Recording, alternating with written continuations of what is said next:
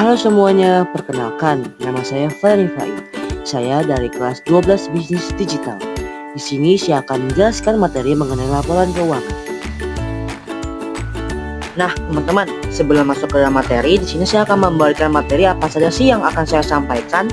Pertama, ada pengertian laporan keuangan sederhana, tujuan, fungsi laporan keuangan, dan cara sederhana menilai laporan keuangan.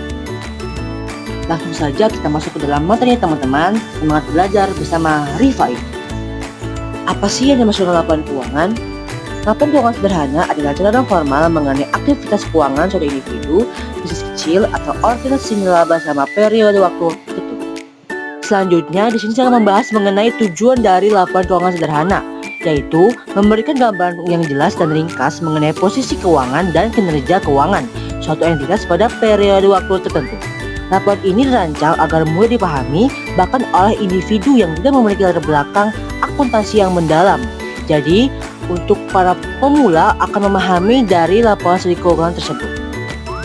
Selanjutnya, di sini ada poin-poin mengenai tujuan dan fungsi dari laporan keuangan sederhana.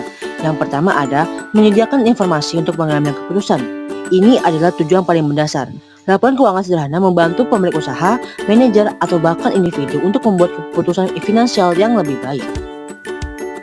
Poin kedua adalah mengukur kinerja keuangan, yaitu laporan laba rugi atau bagian dari laporan keuangan sederhana menunjukkan seberapa baik suatu entitas menghasilkan pendapatan dan mengelola biaya tersebut.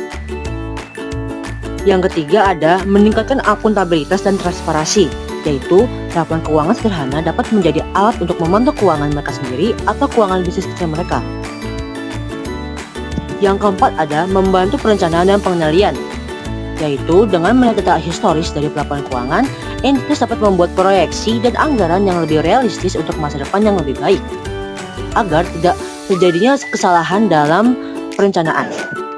Dan yang terakhir ada memantau arus kas, yaitu bisa mengelola likuiditas dengan baik, memastikan ada cukup uang tunai untuk operasional sehari-hari, dan merencanakan kebutuhan kas di masa depan, agar kebutuhan-kebutuhan tersebut dapat tercukupi dengan baik.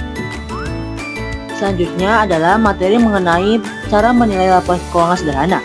Menilai laporan keuangan sederhana mungkin terdengar rumit, tetapi ada beberapa cara sederhana yang bisa digunakan untuk mendapatkan gambaran umum tentang kesehatan finansial suatu perusahaan. Ini sangat berguna jika ingin berinvestasi atau sekedar memahami kinerja suatu bisnis.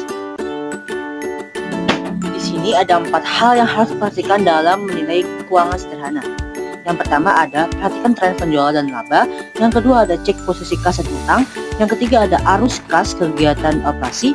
Dan yang terakhir ada perhatikan rasio sederhana, opsional, atau sangat membantu dalam mengerjakan sesuatu hal tersebut. Sekian video pemaparan materi yang bisa saya jelaskan. Semoga bermanfaat bagi kalian semuanya. Sampai jumpa.